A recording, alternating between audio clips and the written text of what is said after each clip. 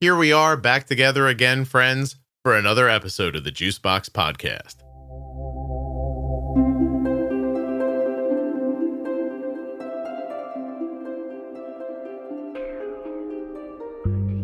My name is Megan. I am 36 and live in the Midwest, and I've been a type 1 since I was 4 years old. If this is your first time listening to the Juicebox Podcast and you'd like to hear more, download Apple Podcasts or Spotify, really any audio app at all. Look for the Juicebox Podcast and follow or subscribe. We put out new content every day that you'll enjoy. Want to learn more about your diabetes management? Go to juiceboxpodcast.com up in the menu and look for Bold Beginnings, the Diabetes Pro Tip series, and much more. This podcast is full of collections and series of information that will help you to live better with insulin.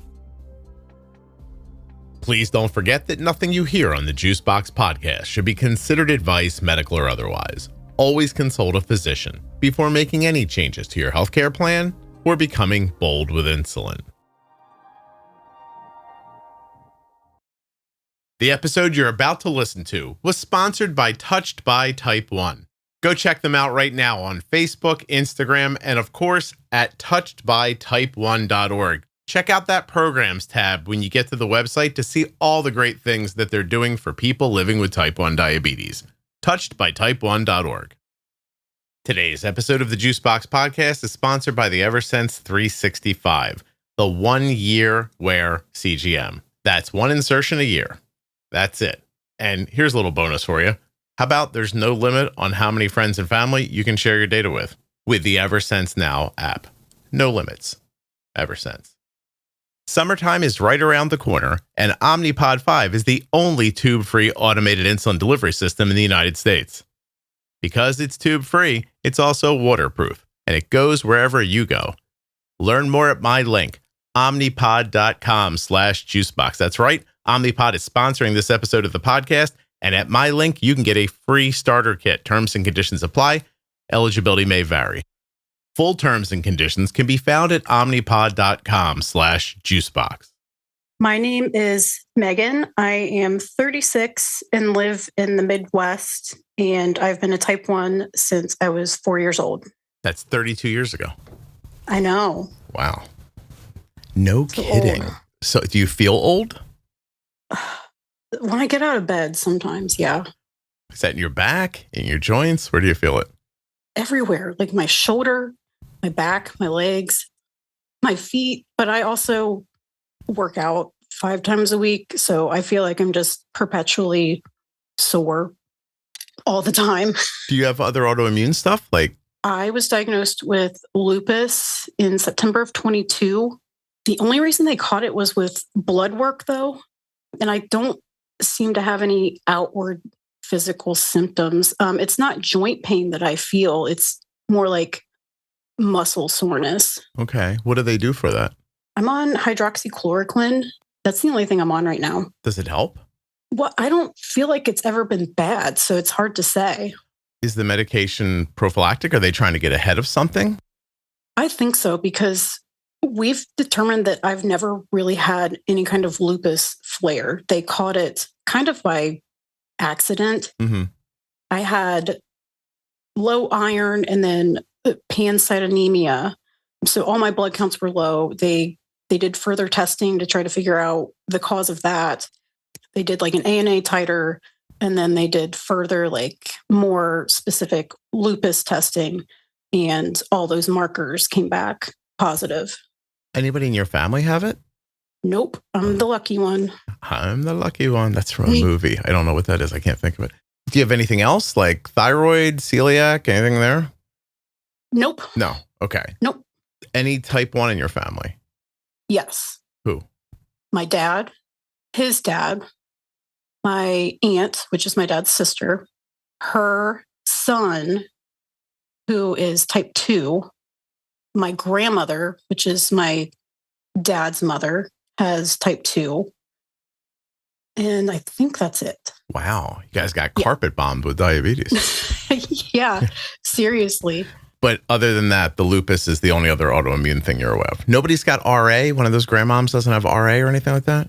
No. No. The only other thing that I've had is ITP. It's like idiopathic something where my platelets were super, super low and I couldn't clot. That happened when I was like 8 years old, and it kind of just resolved on its own. Wonky. Ooh. Yeah. How did they figure that out? Were you just bleeding? Yeah, I lost a tooth, and I was super excited because I was 8 and I wanted some money from the tooth fairy. Yeah. Put the tooth under my pillow, woke up the next morning, my pillow was covered in blood. And then obviously my mom was freaked out. Yeah. So we went to Children's, and they ran some tests in the ED and admitted me. I think I was there for maybe 2 or 3 days. No kidding. And then they figured that out. That's something. So you're saying that the lupus impact for you, if it's anything, it's muscular, but you don't think you're having an impact? At least not that I'm aware of. I don't know if it's like muscular or if that's just, my workouts, because it's a feeling that I've felt before. And it was before I had lupus too. So. Okay.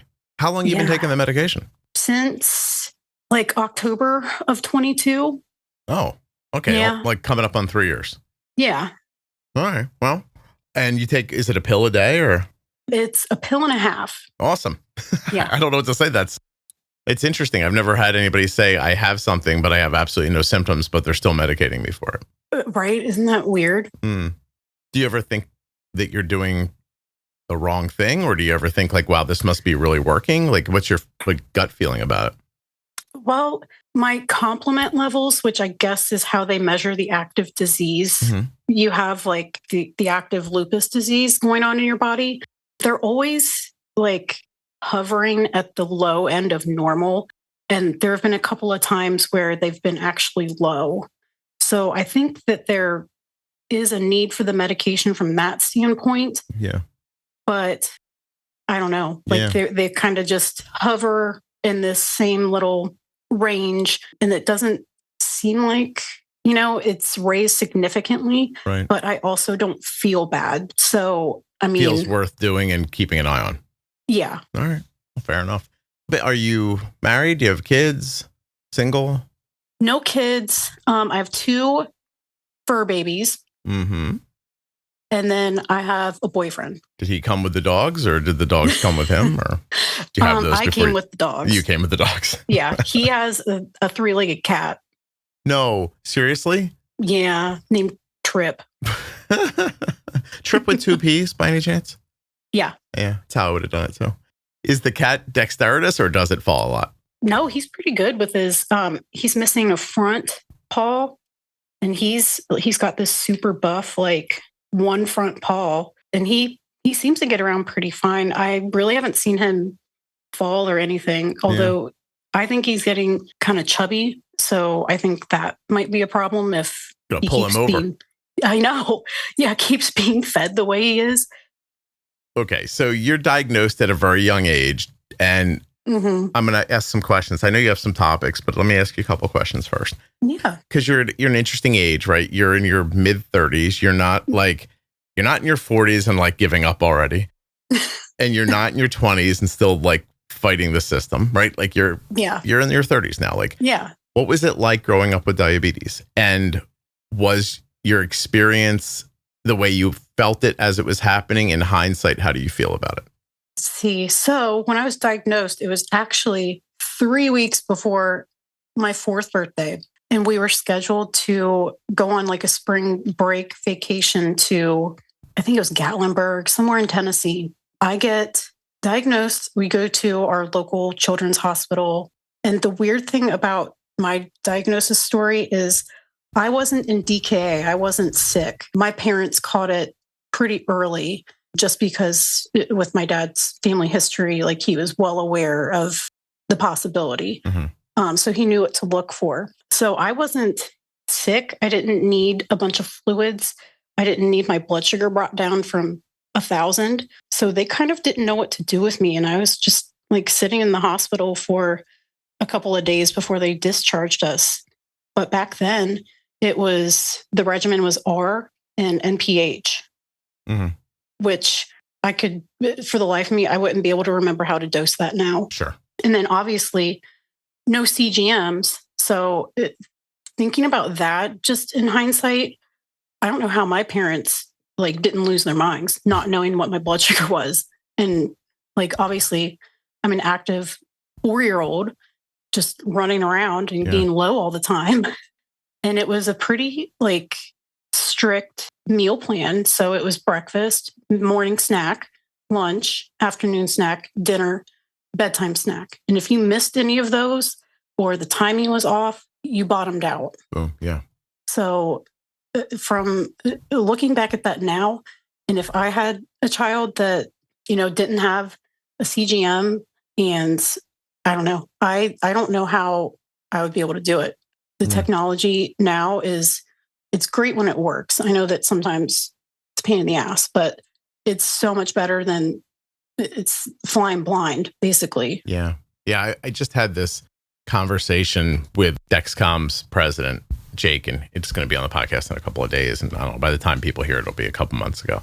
I feel compelled, I ask people for questions for, hey, somebody's coming on from this company, ask your questions. Mostly people don't jump on and say like, hey, can you tell them thank you? Like, you know what I mean? Like it's like, here are my complaints. They feel like, oh, I might have a pathway to somebody hearing this. And not that anybody's complaints are in any way invalid, but I do sometimes feel like it can overlook what you just said. Mm-hmm. Like, this is not perfect, but you should have been here 40 years ago. Yeah. Yeah. I think you'd experience a sensor failure or, a misreading or your pump site going bad early. And you think to yourself, this is way better than it could be. Oh, yeah. Yeah. So it's tough because, when people jump in now, they're diagnosed in the last couple of years, they hear there's this great technology, blah, blah, blah. And when it doesn't work, for some reason, they don't make that rest of that connection. Like I always say, like, go around your house to all of your electronics and all of your gadgets. And do they all work the way you think they're supposed to? Like, like we're still getting there. You know what I mean? Oh, yeah. Yeah. Technology wise. Anyway. Okay. So you're growing up without anything really. Or, when do your parents say, hey, this is on you? Or when do you say to them, I don't need your help anymore? Or do you stay like as a kind of cohesive team for a long period of time? Today's episode is brought to you by Omnipod. It might sound crazy to say, but summertime is right around the corner. That means more swimming, sports, activities, vacations, and you know what's a great feeling? Being able to stay connected to automated insulin delivery while doing it all. Omnipod 5 is the only tube-free automated insulin delivery system in the US. And because it's tube-free and waterproof, it goes everywhere you do. In the pool, in the ocean, or on the soccer field. Unlike traditional insulin pumps, you never have to disconnect from Omnipod 5 for daily activities, which means you never have to take a break from automated insulin delivery. Ready to go tube-free? Request your free Omnipod 5 starter kit today at omnipod.com/juicebox. Terms and conditions apply. Eligibility may vary. Full terms and conditions can be found at omnipod.com/juicebox. Type that link into your browser or go to juiceboxpodcast.com and click on the image of Omnipod right at the bottom. There's also a link right in the show notes of your podcast player. Why would you settle for changing your CGM every few weeks when you can have 365 days of reliable glucose data? Today's episode is sponsored by the Eversense 365. It is the only CGM with a tiny sensor that lasts a full year, sitting comfortably under your skin, with no more frequent sensor changes and essentially no compression lows for 1 year. You'll get your CGM data in real time on your phone, smartwatch, Android or iOS, even an Apple Watch. Predictive high and low alerts let you know where your glucose is headed before it gets there, so there's no surprises, just confidence. And you can instantly share that data with your healthcare provider or your family. You're going to get 1 year of reliable data without all of those sensor changes. That's the Eversense 365. Gentle on your skin, strong for your life. One sensor a year that gives you one less thing to worry about. Head now to eversensecgm.com/juicebox to get started. I'm trying to think when they started. It was mostly my dad because he was obviously Type 1 himself, more familiar with it because he lived with it already. And he's also in the medical field. So he had all this information and experience. I think as young as like 6 years old, he started giving me the syringe that was already dosed and holding my hand while we both injected. Okay. And then from there, I think I was around 8 years old when I started doing my own injections. And then I think I was also part of the process of dosing. So they'd be like, okay, Megan, it's dinner time. How much are we taking? And then I'd say, whatever. And then, okay, how much MPH? And I know that I think it was cloudy first, then clear. So I was taught that whole process too. So I think probably by the time I was 10 years old, I was at least involved in treatment decisions and, mealtime dosing. Okay. That generally meant like just making sure you injected on time, making sure you ate at the right times. Like you weren't doing a ton of, adjusting, giving yourself more insulin later, were you? No. No, you weren't covering numbers or stuff like that. No, that was probably closer to like teenage years. Okay. And your father has type 1. Is he still alive? Yes. And how is his health? He's good. Yeah. A 60-something-year-old white man. So he has high blood pressure. No complications from diabetes so far. Okay. And he was diagnosed when he was senior year of college. So I think 23. Okay. Oh, yeah. He's been at it for a while too. Yeah. All right. Yeah. And do you and he still manage similarly, or have you grown? Have the two of you grown with what you've done over the years, or has he stayed pretty stable and you've changed? So I have the tandem pump and then the G7. He still does manual injections, Lantus and Humalog. And then he has the G6. He hasn't upgraded to G7 yet.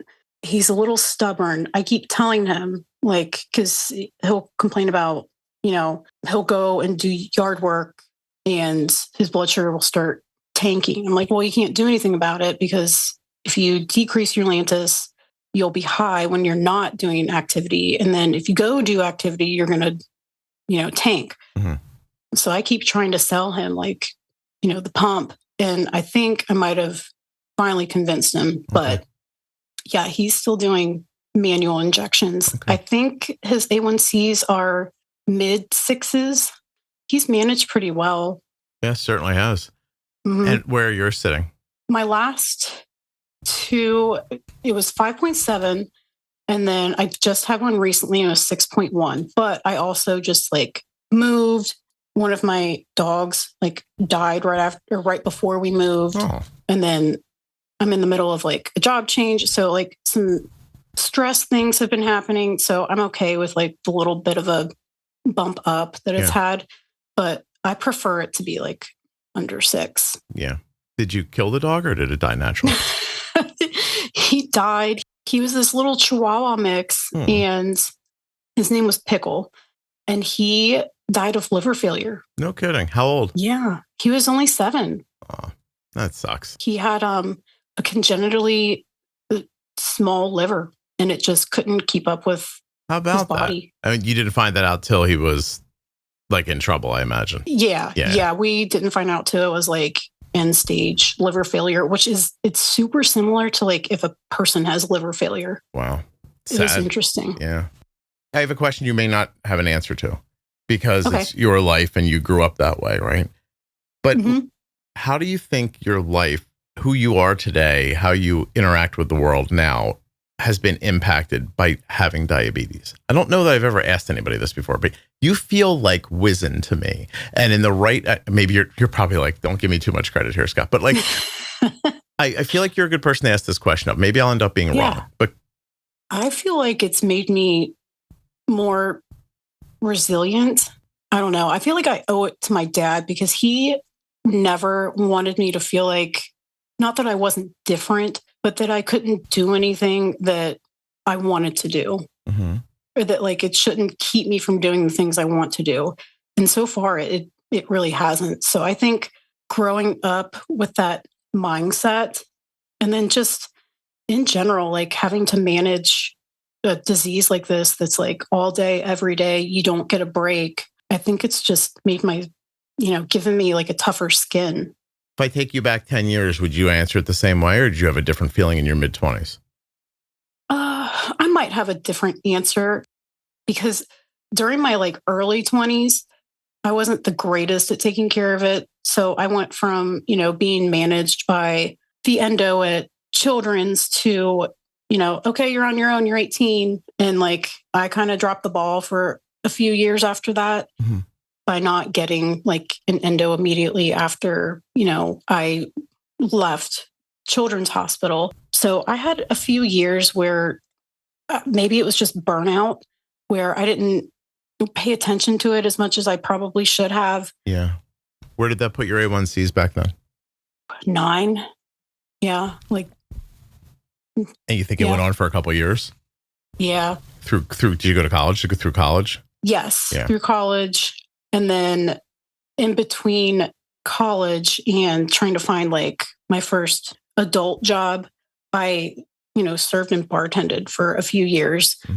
And just working in that like industry, it's common for, people to get off work at like 9 p.m. and then kind of have like a happy hour. So that was probably the height of like my drinking phase too, I guess you would call it. I thought you were going to say do cocaine and have sex with coworkers. Because some people have come on here and told crazy stories about working at restaurants. God. Yeah. Yeah. No, well, I might be boring then. You're like, I just got loaded. Yeah. Yeah. I just drank like a boring person. Like a boring person. Yeah. No, seriously, some of the stories people have told about restaurants, I'm like, really? Yeah. No, there are crazy stories that like I've heard like the next day, but I wasn't you. No, I was typically somebody that like I was one of the first ones to go home most of the time because I'm like, all right, I'm out. But you've had a friend come up to you and tell you, oh, I know why they call him the short order cook now. Yeah. Stuff like that. Like people getting arrested at 3 o'clock in the morning and like missing their shift because they're in jail. Yeah. Like crazy. Tip your waiter. Yeah. Yeah. They need it for bail. Yeah. Yeah. That's funny. My gosh. Okay. So, I mean, you can call it burnout. Like you said, I didn't get an endo real quickly after leaving Children's Hospital, but like you still knew what you were doing, right? So like, is there like, there's some sort of like, I mean, listen, this happens to people whether they have diabetes or not, right? They reach a certain age and they're like, I'm an adult now, right? Like, and maybe for some people, it's like, I'm not going to clean my room anymore, or I'm going to let my hair grow, or I'm going to have sex with that guy that my mom told me not to. But like for you, it's like, I'm probably not going to take insulin quite as often as I had to. It's yeah. And you're okay now today. You feel good. Yeah, I do. Awesome. I feel good despite, having the, somewhat recent lupus diagnosis. Yeah. But you know how to use your insulin. You're up on technology. You're active. You obviously work out a lot. So let's talk about that a little bit. Like, yeah. When did you start like working out? Like, I mean, 5 times a week is pretty aggressive, right? Yeah. But if I like don't hit the 5 days a week, I feel like gross. So now it's so ingrained in my routine that if I don't do it, it feels weird. But it was like January of 2019, I had like the New Year's resolution, I'm going to get in better shape. And I actually followed through with it because I had said that before in previous years and kind of just did it for a few weeks and then gave up. Yeah. What does that mean, by the way? You're looking to change your weight, your muscle tone, your physical endurance. What was your goal? I would say body composition. Okay. Moving stuff to where you want it? Yeah, like adding more muscle, trimming fat in certain places. I mean, probably weight loss was my goal in the beginning, just because I feel like as women or girls, that's kind of drilled into our heads. Like, watch the number on the scale. And now, like, I don't even know how much I weigh right now. I just go by how I look and how I feel. It's a pretty great thing not to have to think about anymore. Like, did your mom put that in your head, or was it societal, or where do you think you got it from? Yeah, I think it was societal. Like, I grew up in, the 90s and early 2000s. So, I graduated high school in 2007, and the look at that time was skinny. It's not like it is today where they're like muscle mommies and like it's cool to be like muscular now as a woman. That just wasn't a thing or a body image that People was were widely talking about. accepted back then. Interesting. So you make this decision in, would you say 2019 for your New Year's resolution? Yeah. Okay. And you go for it. And this time it goes more than a few weeks. Do you know what the first thing was that happened that hooked you, that kept you wanting to go? I started noticing like definition in places where I was never able to get it before. And I think the only reason was because I just wasn't consistent enough for a long enough period of time. Mm-hmm. So when I did start seeing results, I'm like, okay, well, what's it going to look like in another 4 weeks or, another 12 weeks or 6 months? So I think that's what initially hooked me. Okay. Yeah. That's awesome. Just seeing some sort of progress. Yeah. Yeah. Yeah. Did you go by yourself? Did you have a buddy? Did you how did you make the decision to did you, pair up with somebody to keep you, focused on it? I hired a personal trainer to do 3 days a week. I think it was just 30-minute sessions. It wasn't even super long. Uh-huh. What also helped me stay consistent was I'm spending money on this and I might as well go to these sessions because otherwise, what am I spending this money for? Yeah. So that was also a big motivator, especially in the beginning. I don't want to waste my money, so I might as well go. Right. And did you tell people? I do that sometimes. I'm I'm doing something. I say it out loud so I can't back out of it. Yeah. Yeah, that too. That is helpful sometimes. I mean, if it doesn't work out, it probably just feels like more pressure. But I do it a lot with the podcast. I'll get on here and say what's this thing that I want to do with the podcast that I know is a ton of work and it might not work out and it might end up being a waste of time. Let me just say it out loud and maybe that'll make it happen, Yeah. It does help. Yeah. Would you consider that your gym routine is anaerobic? Is it more weight related? Is it, aerobic? You know what I mean? How do you, is it resistance or is it a little mix of everything? I would say for the most part, it's weight training. Mm-hmm. I just started incorporating some cardio back in just because it's summer. I want to, cut a little bit of fat. And I've also dropped my calories. So that's also a big part of it is the food. Food's 70% of your progress and your change. So if that's not calibrated correctly for your body and your goals, I think that's where some people get hung up and they're like, well, I'm not seeing results and I'm doing these workouts. And I think that's a big point of frustration for people is if the food isn't correct and calibrated to you, you're not going to see the changes you want to see. So was your nutrition solid before the gym or did going to the gym teach you to work on your nutrition? I think I was eating the right foods. I just wasn't eating the right amounts. I definitely wasn't eating enough protein. And overall, I just wasn't eating enough calories for muscle growth. Okay. That's interesting. Yeah. How do you figure that out? By talking to somebody at the gym or just by working out going, I'm putting a lot of effort in this and I'm not seeing a return? Well, both. Yeah. I started noticing kind of a plateau where I'm not seeing, as much change as I would think that I should be seeing. Mm-hmm. And I think I mentioned, what I was eating to somebody at the gym and they referred me to, she's not a nutritionist, but she has a nutrition certification so she can calibrate your macros for you. Okay.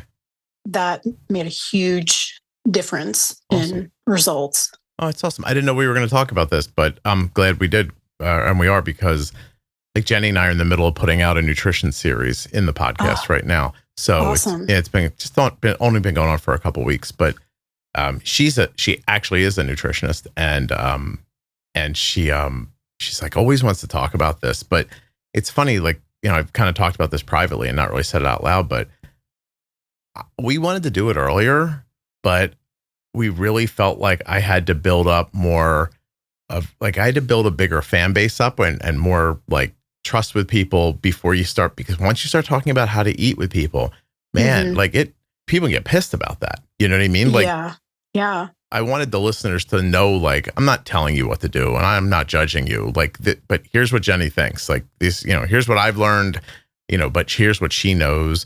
And I hope this helps you. And if it does, that's awesome. And if And if you're mad that you hear me saying Doritos aren't good for you, then, I mean, hopefully you won't just leave and ignore, your health in general, like anymore. Like, say, but it's a real feeling because I made a misstep a few years ago. Some people say no, but like, we just put out like, I think like a 7 or 8 episode pro tip series for type 2s. Mm-hmm. And the idea really was, Megan, just like, listen, a lot of you listen and think that this podcast is helping you with your type 1. You must know people living with type 2. Here's some content you can show them. And I don't want to say exactly how much I think, but I lost a fair percentage of listeners, basically type 1s who were like, I don't want you talking about type 2 diabetes on this podcast. And it was like, so now that can happen. Like you get nervous when you're like, hey, we should talk about nutrition next. And like part of you is like, like this is what people probably, a lot of people don't know about. Like you're talking about it now. Like who would think, if you didn't know, who would think, yes, I'm eating protein, but not enough. Or, I'm trying to lose weight and build muscle. I need more calories. I don't think those are common sense things like all the time. So, it's like almost counterintuitive. And people do like, they take like their food and their food choices, like it's like politics and religion. It gets super personal sometimes. And I don't know. Cause if you're making it on some level, I feel like they have to know that what they're eating isn't the best or optimal.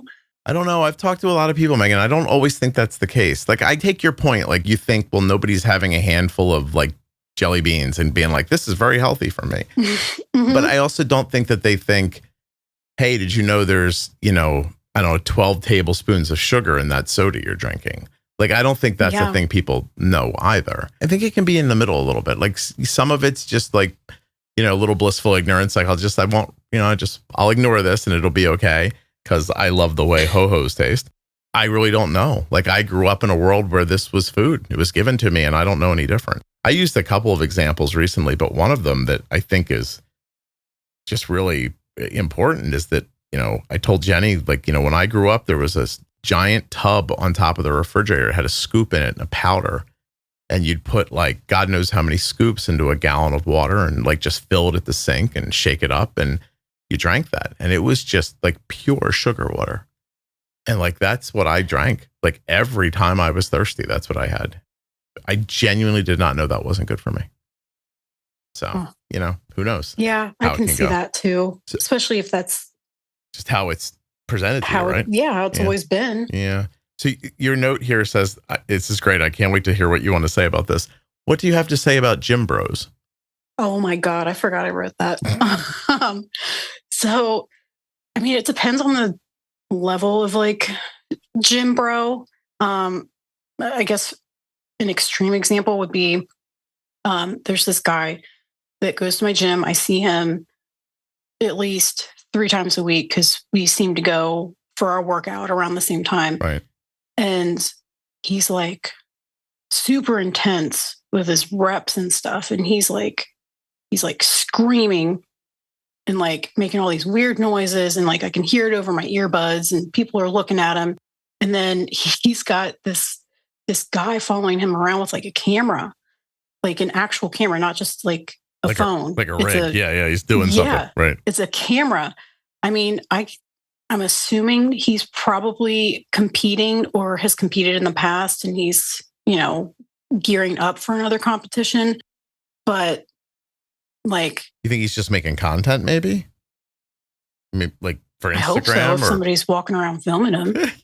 It's like, if he's filming all this and not putting it somewhere, I'm even more worried now. Yeah. Like, what are you doing with it then? But yeah, so there's gym bros like that. There's like gym bros there's another day where I'm like, I have one more exercise left and it was the leg curl. And for whatever reason, there were like 3 dudes just hovered around this machine. None of them were using it. And then one of them had like his shaker bottle on it. And I'm just like, this is the last thing I need for my workout. And then I'm done. And you guys are just like standing there and I need that machine. Do you like say something to them or do you feel uncomfortable at that moment?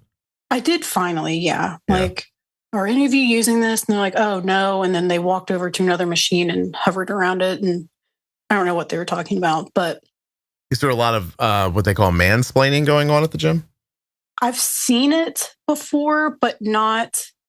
Well, I guess there was one time somebody felt the need to come over and tell me how to use the hip thrust machine. And I didn't really appreciate that very much. You think you were being hit on, maybe?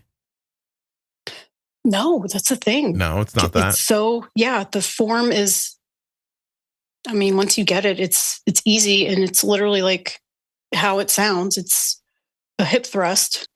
And he's like, I think you should do it like this. And he was like hyperextending. I'm like, you don't think he was hitting on you? You don't think he was just trying to like take you out or get a number or something like that? Maybe, but you weren't up for that. You already have a three-legged cat. You don't need his pets. yeah, exactly. You know, are there women that are like that at the gym too? Like very loud and boisterous? Is it a big gym? It's a local gym. It's not like a chain. Mm-hmm. And actually, it's not air conditioned. It's kind of like an open air gym. There are a couple of industrial fans strategically placed to kind of keep air moving. Okay. But today it's like upper 80s here. And, you know, it's just a couple of fans in there. So I'm kind of not looking forward to, you get used to it eventually, but unfortunately the weather here went from like 70 to like 85 in a day. And I just haven't like gotten used to the warmer temperatures yet. Yeah. And then trying to work out in that, like it's an adjustment period. Is that them being cheap? Is that a theory about working out? Like that you want it to be warmer? I feel like back when Arnold was in his prime, I feel like he was probably working out in a gym without air conditioning. And I think maybe they're just trying to be like old school. Oh, okay. The building that the gym is in, it looks like it used to be an old, like kind of small warehouse. So maybe it's not even like, you can't even put an HVAC system in there. I mean, I wouldn't know, but I'm sure it also doesn't bother them to not have an AC bill in the summer. I'm guessing that too. We were talking to your father about maybe getting a pump. Yeah. But I was wondering, how often do you guys talk, and how often is that talking about diabetes? Like, does he check in with you still, or do you check in with him? Oh, yeah. Yeah. I would say that we probably talk at least once a week. I'm definitely a daddy's girl, and I'm pretty sure I'm his favorite child. Well, I'm sure you are. Yeah. Yeah. Yeah. So, yeah, we talk regularly and pretty frequently. And have you ever had, I don't know what to call it, pushback about these conversations? Like, even when you were younger, did you ever have times when you're just like, I don't want to talk about diabetes? Or have you always had that relationship with him? We've always had that relationship, I think, just because, you know, it's a common experience between the both of us. And like, he can't talk to my other siblings about diabetes the way that he can talk to me about it. And same thing, like, they just don't get it. Of context, yeah. And so you guys are, I hate to say buddies because that sounds goofy, but like you guys are like, you have like a little club about diabetes.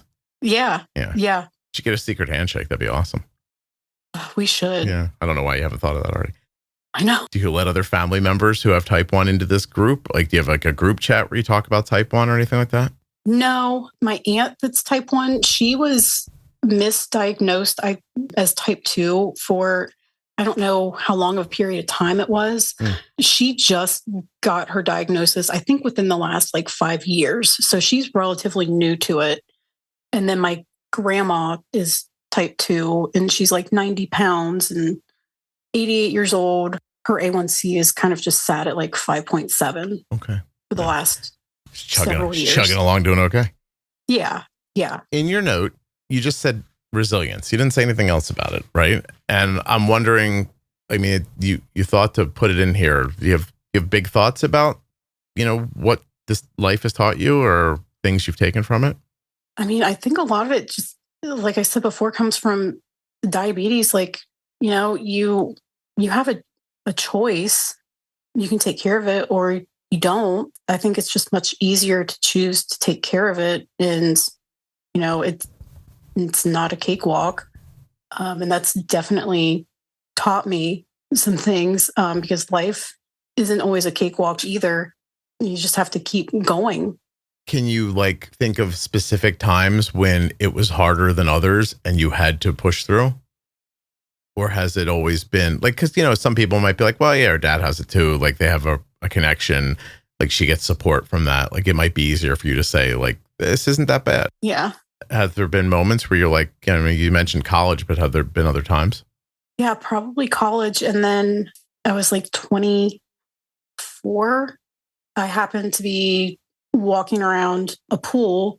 I stepped on some kind of rock on the bottom of my foot and it made a little scratch on my heel. I didn't think anything of it, but it ended up getting infected and I had to be hospitalized for that. That was awful.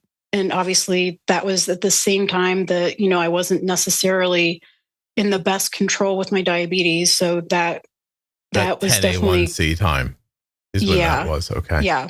So just for clarity for people, you're not saying you have neuropathy and you couldn't feel the cut. It didn't heal and it got infected.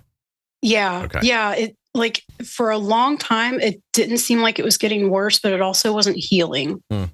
And then one day I just spiked a fever and, my foot was so swollen I couldn't see my ankle bones anymore.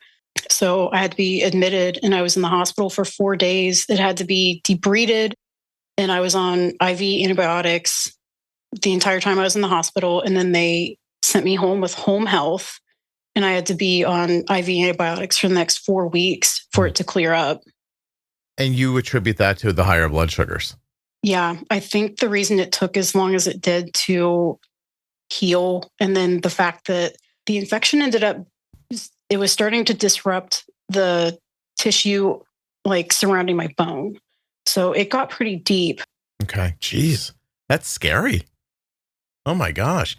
Not that I didn't take it as seriously as I should have, but I just didn't understand the severity until after I was out of the hospital and I was still tethered to an IV pole at home. Did that, quote unquote, scare you straight, or did it take more than that? Yeah, that was a big wake up call. I don't want this to happen again. I don't want to be the stereotypical diabetic without a foot or toes. And I don't want to be that person. And I'm better than that. I know what I am supposed to do. I know how I'm supposed to do it. I just I need to do it and, basically grow up. Yeah. Do you have any backward-looking context about why a person might just for years stop doing the thing they know they should be doing? Burnout would be one, but I also think there's probably a fear component to it. I'm afraid, if I do this and, what if I still fail? Or that's a good question. Yeah. But I think for me, at least, I feel like it was burnout and probably some immaturity. Okay. And then you have the foot thing, and then you say, oh, I don't want to be like this. And then you just kind of it's like everything else in life. You get more mature, you get more context, and you make different decisions. Yeah. Looking back on that, I'm why did I just not go to the doctor when, a week after it happened, once I realized it wasn't healing? Right before you stepped on that stone or whatever you stepped on at the pool, if I would have said to you, hey, the management that you're currently employing for your diabetes is such that if you get a cut on your foot, you're going to end up in the hospital with a massive infection that almost gets to your bone. Would you have believed that, or would you have said, no, I'm doing fine? I don't know if I would have believed that at the time. Yeah. Yeah, because at the time I felt it's not great, but it's not 13, it's 9. Yeah. So I kind of tried to rationalize it that way. I know I can do better, but it's not terrible, or I'm not as bad as, some people. It's the rationalization that I always hear in people's stories like this. No matter what, it's sort of well, yeah, sure, but it's not like this, or it could have been that, or I should have, I didn't do that, but also I'm okay. And then, you get that kind of reinforcement every day when you wake up and you're not sick, right? You're like, they say this is bad. My A1C's 10, but I feel fine. Yeah. Yeah. Right. Like that's, maybe they're wrong. Maybe I can live like this. Maybe it's just not something that I'm being forced to look at. Yeah. Yeah. And then exactly. You get that thing. A lady told me just the other day, I was interviewing her about like, what forced her to look at her care was like she had a miscarriage. And the doctor just very clearly was like, your blood sugar's too high. That's why the baby miscarried, Yeah. It still doesn't flip a switch. I have to tell you, the human psychology, I'm just like, I'm going to be endlessly enamored with forever and ever, I think. Like, I put up an episode today and I found myself thinking like, I'm going to go online and tell people about it because it's so fascinating to listen to this person, talk about how her mom hid her diabetes from the family and then passed away very early, probably because she wasn't taking great care of herself because she was very focused on nobody knowing. Like she literally thought her kids didn't know she had type 1. And then, but yeah, right. It does seem crazy, right? But then I'm talking to the woman who's now an adult and she didn't think it was that crazy. And then you start picking through her life and you realize she hides a lot of things from people. And, you're like, oh, this is like a little familial. Maybe it's a little like, just the psyche of the family or whatever, like burned into, who knows exactly. Like, I don't know. Like God knows how she got there. But every story she told ended up being a story of how like they hide things from each other. And then you can hear her as she's like talking through it going, oh yeah, like that is another example of that. And it just makes me wonder, like it's months later, is she like out there actively trying not to do that? Or is it just have such a strong hold on her that it went, it goes right back after you stop talking about it? Yeah. Anyway, that part of the human mind and the experience, I don't know if I'll ever hear an answer, but it's fascinating to talk about and to wonder about. Yeah, it is. Well, I think when you grow up that way, that's what you're surrounded by. That's all you ever know. I think it takes, I think stepping away and looking at the way other people, interact and how they behave. And I think that makes people maybe start to question, like, am is my behavior normal or am I the weird one? Like, And it happens to everybody. I mean, if you're listening right now and you're thinking like, oh, Scott's, speaking from like, it doesn't happen to him and his kid or whatever, but it happens to us. Of course it does. Like, my kid doesn't listen to me just like every other kid doesn't listen to every other parent. I hear people say all the time, like, oh, Arden's so lucky. You have such a grasp of this, blah, blah, blah. You're so willing to help. That doesn't change anything.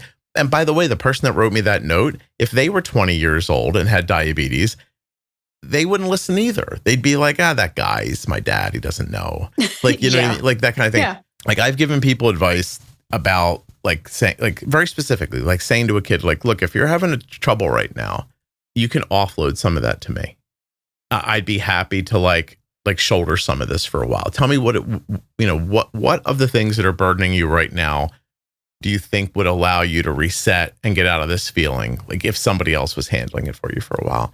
And I've told people, like, I would go to my kid and say that, like, say, look, you're struggling with your diabetes right now. That's fine. Like, it happens. Let me help a little bit with this piece. Let you reset a little bit. I've said that to Arden recently. Like, you know what I mean? Like, is there something here that I can help you with? She's got a lot going on, and like, you can, like, she's quiet and listens, but she doesn't like turn to me like it's a, like a Hallmark movie and go, Father, thank you for that wonderful offer. That would be great. Here's the thing that I think would help. Like nothing works that way. No, it doesn't. I think one of the most interesting things about diabetes, type 1 especially, is that it speeds up your timeline such that it gives you an in the moment look at some of the things that happen in a life without diabetes stretched out over decades. Aging, for example, right? Like, or the decline of health. It's an easy one, right? Like you could get up every day and smoke a cigarette, drink the wrong thing, have the wrong food, not exercise. And you could go 20, 30 years and think, I'm beating this thing.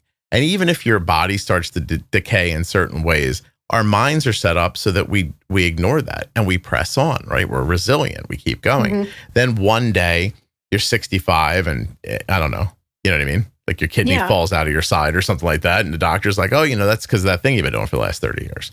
Right. Yeah. But in diabetes, type 1, really especially, don't do the thing you're supposed to do. You're going to get a pretty, what would in normal life be a 30-year result. You're going to get that result much more quickly. Yeah. And I think that experience is sprinkled about diabetes in tons of ways, in interpersonal ways and psychology, depression, happiness. Everything gets sped up a little so that you can kind of see the result sooner than you normally would. Yeah. And I think then it's up to you, the person living that life, to either decide like, I'm going to use this as directional and say to myself, okay, look, I know if I do this, this, and this, and this, 30 years from now, that thing falls out. But now it's happening a year from now, or 6 weeks from now, or 3 months from now when I get my A1C again. I'm going to take that information, not feel burdened by it, but feel lucky to have it, make adjustments, do the thing. Or you're going to be in that situation where you say to yourself, well, you know what? This is unfair and I give up. Like, I think that it sort of goes like one way or the other sometimes. And then some people give up, but something shocking happens to them and they're snapped out of it. Mm-hmm. Yeah. Some people just find the rhythm and they just ride that rhythm right till the end. So I don't know. I don't know why I said all that. That's all I had to say. I'm done now. Is there anything that you'd like to respond to there or anything else you'd like to talk about? I mean, I think what you said is pretty accurate. I mean, for me, it was, it was the whole foot thing. Like, okay, I can keep doing what I'm doing and, the results are probably going to be similar to this or worse. Or, I can put in some effort and get my A1C to a better place, feel better, be happier, be healthier. And, it might not always be the easiest way or the easiest choice, but it seems like it's worth it to at least try than to just completely give up and, have a poor quality of life or outlook on life because I just don't want to do the things that I am supposed to do. Right. And those things, by the way, are bringing you benefits in the moment as well. It's not just like you're not just avoiding the 30-year problem. Yeah. You're probably seeing less insulin resistance because you're so active. Right. You eat a certain way. So you probably don't see a ton of like crazy spikes that you're fighting with for 6 hours that end up with a low at 5 o'clock in the morning. Like you probably avoid a lot of that stuff by living the life this way. Is that right? Definitely had to dial back my basal rate and stuff when I started adding the cardio in. And then obviously with the reduction of calories, there's less of a need for insulin just because of that. So there are definitely benefits, and it definitely makes aspects of diabetes easier just by, coupling it with activity and correct calories for my body. Yeah. Do you not work out on the weekends? Or like you said, 5 days a week, when do you not work out? I try to do Monday through Friday. Like everybody else, I struggle with motivation sometimes. Yesterday, I didn't go. So I'll go today through Saturday. I prefer to be finished like Monday through Friday and then have Saturday and Sunday to do whatever I want. But yeah, no, however I need to fit in 5 days, that's what I'm going to do. How many days do you have to miss before you see in your insulin needs that, oh, I'm getting a benefit out of this activity and now it's gone and I'm need more insulin or I'm having other issues? Is there a gap of time where it starts to turn on you or? Yeah, actually, that's a good question. It's probably around day 3 or day 4. Like if I've not gone to the gym, not done anything active, including like walking, steady state cardio. Like if I haven't done anything in 3 or 4 days, I'll start to see my blood sugars rise. Yeah. The activity is super important, especially for this. Yeah. Yeah. No, I agree. I appreciate you coming on and talking about all this. Can I ask you what motivated you to ask to be on the podcast? Well, because I've obviously listened before. I don't think I've listened to every single episode. What? No, I'm sorry. No, I haven't. But no, I've listened to it consistently, probably for at least the last couple of years. And I just think some of the stories on here are so interesting, and the perspective of other people and, some of their other stuff going on and how they juggle diabetes and their life experiences. And I don't know, I don't think I'm particularly interesting, but I thought if me sharing my experiences and some of my story could help somebody and they're listening to it, then why not? Oh, that's awesome. I appreciate. Oh, that's some of the best episodes come by. I'm sorry that you don't think you're particularly interesting. Should I call this episode not particularly interesting? You think that'll really grab people's attention? Yeah. Or gym bros. Well, it's funny. Like, I'm always entertained by the idea that people are like, I know this isn't good. I have a note from the other day. I know our conversation was terrible. You don't feel any pressure to use it. Like, that happens like more frequently than you would think. Like, a note comes from somebody and I'm like, I responded back. I was like, I just said, like, you're being silly. Your episode was awesome. Like, stop it. Yeah. I make the same point over and over again to people. I was like, you listen to this podcast. You've heard stories that really helped you. Do you know those people also thought their story was not interesting and not valuable? No, talking about human psychology, like, what is it about people that does not allow them to just believe that their actual story has value? I don't know. Right? That's a good question. Yeah. I don't know what's wrong with us. And on my own, trust me, I'm lumping myself in with everybody else. It's fascinating to me. Like, nobody ever jumps off and is like, wow, that was awesome. I can't wait for people to hear that because I really brought it. Okay, good. I'm glad I'm not the only one. Yeah, no, trust me. This is a pretty common feeling. And I thought you were great. Like, I really think this will help people. And, there's plenty. I mean, especially now while, like I said, talking more about nutrition, Megan, like, if you've listened to enough of the podcast, I think one of the main things that I focus on is that I don't think I'm in charge of how people eat, nor do I think that anything that I or anybody else says is going to like change somebody's opinion about how they're eating. Right. And, just because you grew up with a bucket of sugar water in your refrigerator that somebody told you was juice, like, doesn't mean that 20 years later, if your kid gets type 1 diabetes, they deserve to have an A1C in the 10s.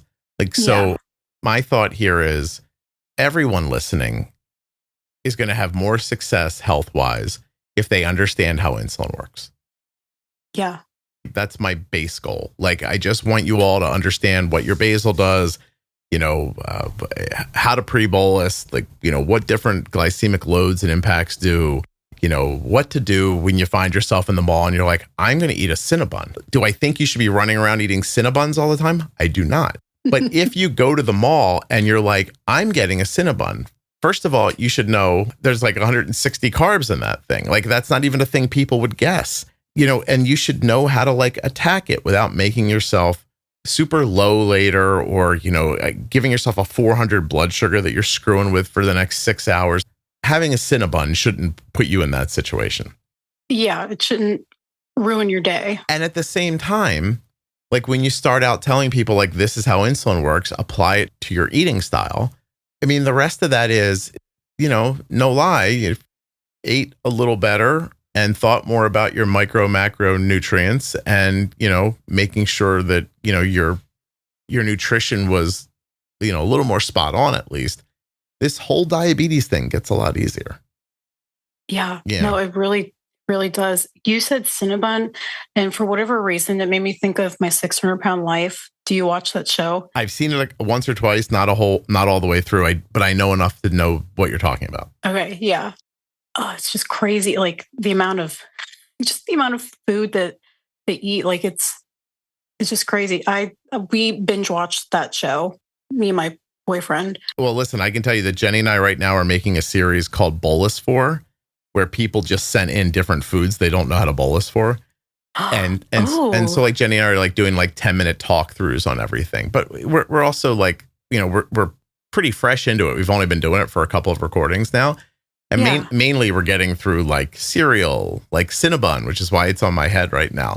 Like that kind of stuff. Like, eventually we'll get to like, broccoli and stuff like that. It's really something. Like, I'd never looked to see how many carbs are in a Cinnabon before, or, it's not a thing, like, it's not a thing we've ever run into. I've never thought about it, but I think top of my head, if I'm remembering the recording the other day, it was literally like 165 carbs. Oh, and like, and a stunning crazy. amount of fat. And, yeah. And just, and way more salt than you would think. Yeah. Salt isn't everything. Well, and then Jenny starts talking about like, look, there's that magic mixture of sugar, salt, and fat that just makes your body go like, oh my God. Yeah. Because like, I mean, listen, I bake a lot. You do not need a lot of salt when you're baking.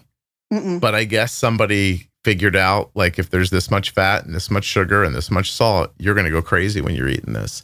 Fat, sugar, salt.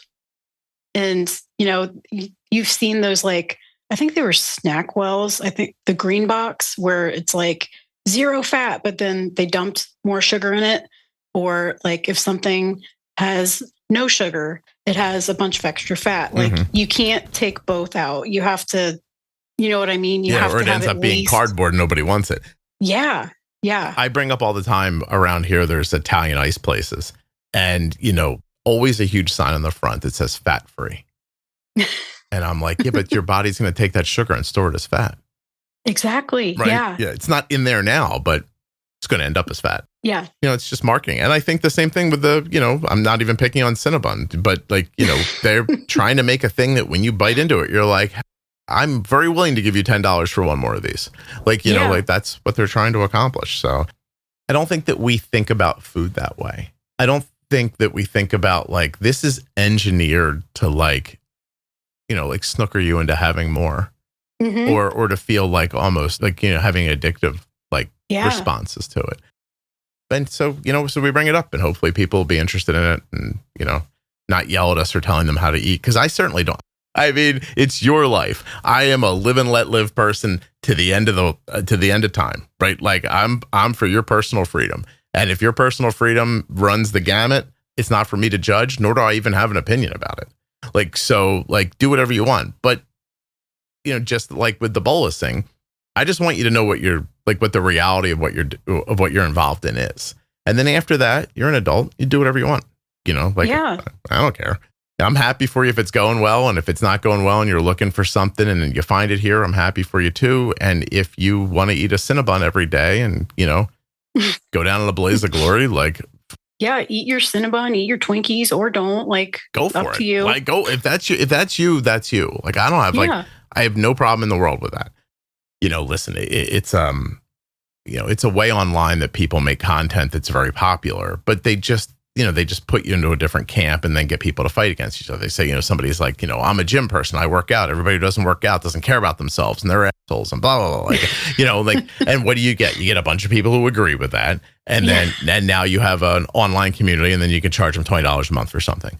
Right. Yeah. Like, and then there's the other people on the other side that are like, that's bullshit. Like I can live any way I want. Like, the right way to eat is vegetarian. And then they do the same thing. And then they market to you and sell you stuff. And like, I know you don't think that's what's happening to you, but trust me that no one who's talking to you about like keto gives a shit about keto. They give a shit about building a community that they can make money off of or sell you something or whatnot. So exactly. Yeah. Trust me, I'm not selling you anything. I pay for this podcast the old fashioned way, advertising. I get somebody else to pay for this so I can sit here and do this. You all can go do whatever you want. Just even if you don't buy anything, just click on the links once in a while. Everything's great then. It keeps me going and keeps these conversations happening. Anyway, Megan, any last words? For whatever reason, I had cereal and protein shake on my mind. I might send you and Jenny in that for the Bolus 4 series. Yeah, send it over. Like email it to me.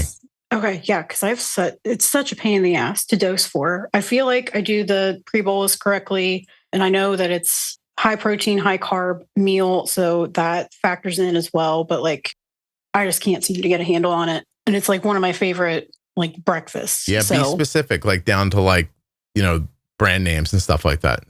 Okay, and send it over, and I will. I'll add it to the list. I absolutely will. Just email it to me. Okay, awesome. Yeah, definitely. No, it was awesome talking to you. I was a little bit nervous. It was like talking to a famous person. That's ridiculous. Okay. Let's stop being silly. Okay.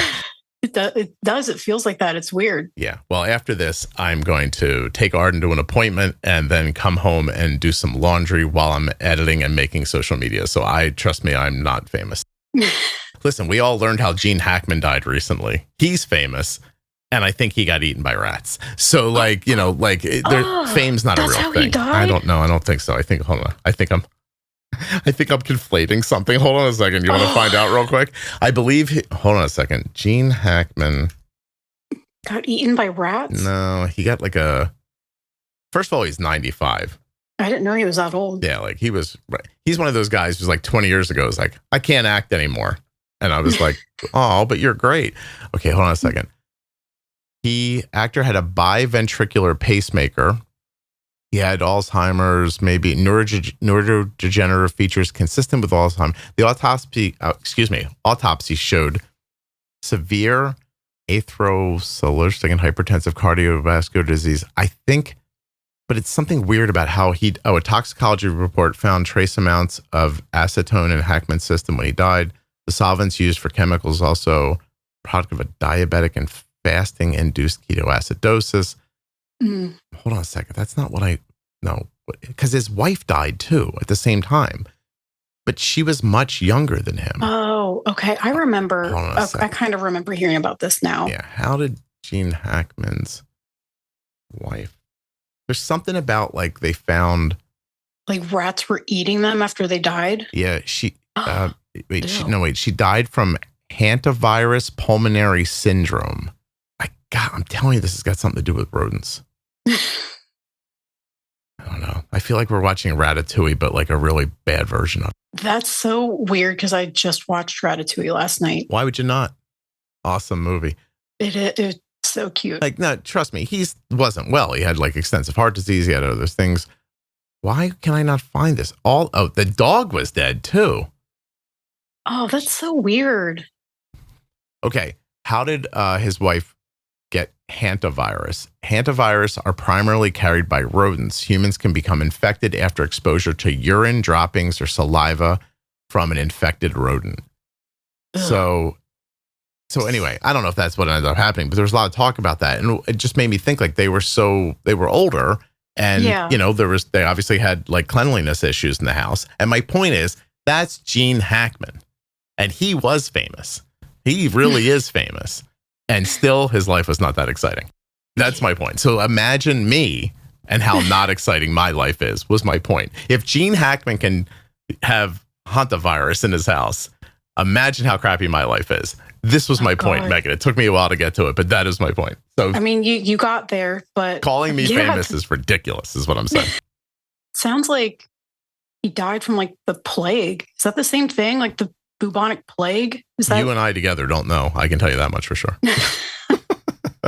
It just sounds like there was they had an infestation of some kind in their house, and it sounds like who knows exactly what happened. They're all dead. They can't even ask the dog.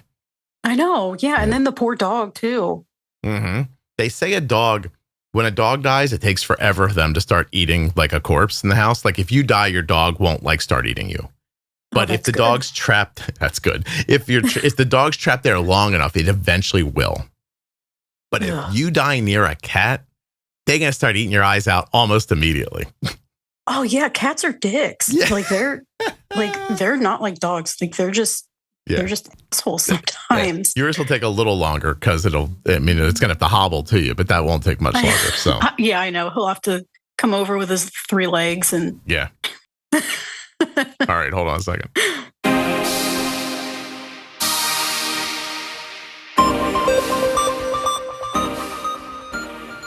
The podcast episode that you just enjoyed was sponsored by Eversense CGM.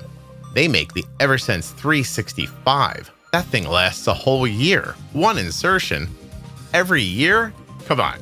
You probably feel like I'm messing with you, but I'm not. EversenseCGM.com/juicebox. Summertime is right around the corner, and Omnipod 5 is the only tube-free automated insulin delivery system in the United States. Because it's tube-free, it's also waterproof, and it goes wherever you go. Learn more at my link, omnipod.com/juicebox. That's right, Omnipod is sponsoring this episode of the podcast, and at my link, you can get a free starter kit. Terms and conditions apply. Eligibility may vary. Full terms and conditions can be found at omnipod.com/juicebox. Touched by Type 1 sponsored this episode of the Juicebox Podcast. check them out at touchedbytype1.org on Instagram and Facebook. Give them a follow. Go check out what they're doing. They are helping people with type 1 diabetes in ways you just can't imagine. Thank you so much for listening. I'll be back very soon with another episode of the Juicebox Podcast. If you're not already subscribed or following the podcast in your favorite audio app like Spotify or Apple Podcasts, please do that now. Seriously, just to hit follow or subscribe will really help the show. If you go a little further in Apple Podcasts and set it up so that it downloads all new episodes, I'll be your best friend. And if you leave a 5-star review, I'll probably send you a Christmas card. Would you like a Christmas card? If you're looking to meet other people living with type 1 diabetes, head over to juiceboxpodcast.com/juicecruise because next June, that's right, 2026, June 21st, the second Juice Cruise is happening on the Celebrity Beyond cruise ship. It's a 7-night trip going to the Caribbean. We're going to be visiting Miami, Coco Cay, St. Thomas, and St. Kitts. Yeah, the Virgin Islands. You're going to love the Virgin Islands. Sail with Scott and the Juicebox community on a week-long voyage built for people and families living with type 1 diabetes. Enjoy tropical luxury, practical education, and judgment-free atmosphere. Perfect day at Coco Bay, St. Kitts, St. Thomas. 5 interactive workshops with me and surprise guests on type 1 hacks and tech, mental health, mindfulness, nutrition, exercise, personal growth, and professional development. Support groups and wellness discussions tailored for life with type 1. And celebrities, world-class amenities, dining, and entertainment. This is open from every age, newborn to 99. I don't care how old you are. Come out. Check us out. You can view staterooms and prices at juiceboxpodcast.com/juicecruise. The last Juice Cruise just happened a couple weeks ago. 100 of you came. It was awesome. We're looking to make it even bigger this year. I hope you can check it out. My Grand Rounds series was designed by listeners to tell doctors what they need, and it also helps you to understand what to ask for. There's a mental wellness series that addresses the emotional side of diabetes and practical ways to stay balanced. And when we talk about GLP medications, well, we'll break down what they are, how they may help you, and if they fit into your diabetes management plan.